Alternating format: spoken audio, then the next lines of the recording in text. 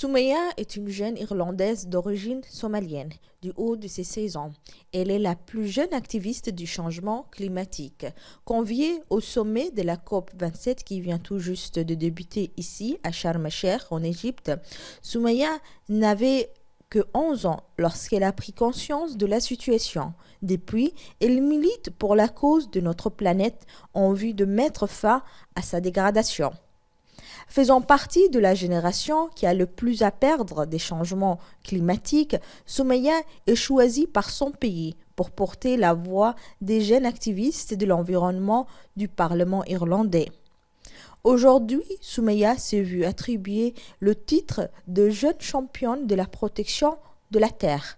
Elle ambitionne de faire de cette cause sa vocation et réveiller ainsi l'amour intrinsèque que toute l'humanité éprouve à l'égard de la terre nourricière. Je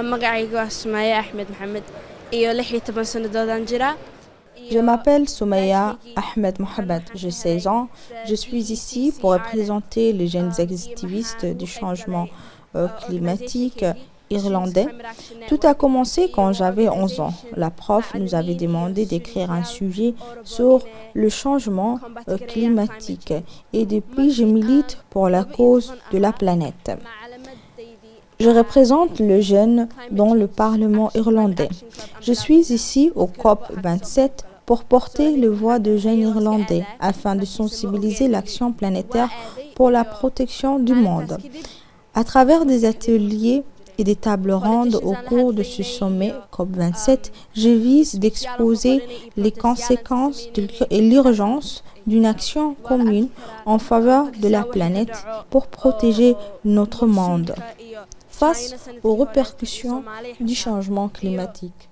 La 27e conférence de parties prenantes à la Convention cadre des Nations Unies sur le changement climatique, connue son acronyme COP27, se tient à Sharm el-Sheikh en Égypte du 6 au 8 novembre 2022. Cette conférence a réuni environ 100 chefs d'État et de gouvernement, dont notre président de la République, son Excellence M. Ismail Omar Guelleh, des dirigeants de plus de 5000 entreprises, des représentants de la société civile, des militants pour le climat ont également pris part à cette conférence pour négocier une réponse coordonnée permettant de limiter le réchauffement de la planète et de faire face aux défis sur le changement climatique. Je suis membre du programme African Green Universities and Youth Education Network. Ce programme s'intègre dans la vision de Son Altesse à intégrer l'éducation au changement climatique et pour que ça soit propagé et avoir plus de sens d'appartenance à cette cause globale. Et donc nous trouvons que ce changement climatique nous touche tous, il touche notre santé vu que je suis étudiante en médecine. Donc là je suis présente pour parler à l'importance de parler de ce sujet plus dans notre formation et de sensibiliser la population sur les risques que ça a à leur santé à travers les maladies vectorielles, la sécheresse, la pénurie d'eau, etc. Au cours de cette rencontre à Sharm el-Sheikh, plusieurs initiatives parmi lesquelles la transition énergétique du continent africain. Cette conférence sur le changement climatique COP27 cherche cette année la nécessité de se débarrasser de toutes les causes de pollution et réduire les émissions de gaz à effet de serre, mais aussi les combustibles fossiles et mettre en place un fonds d'aide pour les pays en voie de développement qui sont surtout touchés par les effets du changement climatique. Et c'est là afin de réduire la température de la planète de 1,5 degré dans les 5 prochaines années.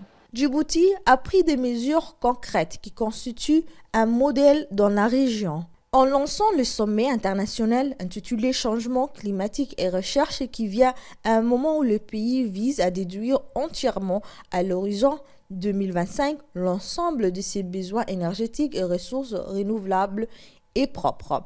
Le sommet était une occasion pour des spécialistes des questions du climat et de la biodiversité et plusieurs institutions de discuter sur les moyens les plus efficaces afin de faire face. Le président de la République, son Excellence, M. Ismail Omar Guelleh, n'a pas manqué dans son discours de rappeler que la coopération régionale et la consolidation des connaissances techniques et scientifiques sont les seuls moyens efficaces en faveur de la protection de la planète et faire face ainsi au changement climatique. Nous poursuivons nos efforts à assister la population vulnérable en assurant leur sécurité alimentaire et sanitaire ainsi que leur bien-être.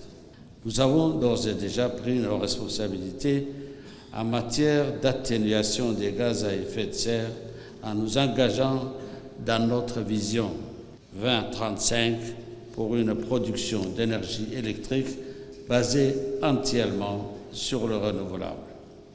Pour confirmer cet engagement de réduire, la République de Djibouti a construit en partenariat avec l'Éthiopie une ligne d'interconnexion pour exploiter l'énergie hydraulique propre des barrages depuis 2011. À travers les nouvelles réformes du secteur de la production énergétique, Djibouti a entrepris des programmes fondés sur le partenariat public-privé. Ainsi, une nouvelle centrale éolienne de 60 MW installée au Goubet va être connectée au réseau électrique national avant la fin de l'année grâce au nouveau poste électrique de l'EDD construit au Goubet.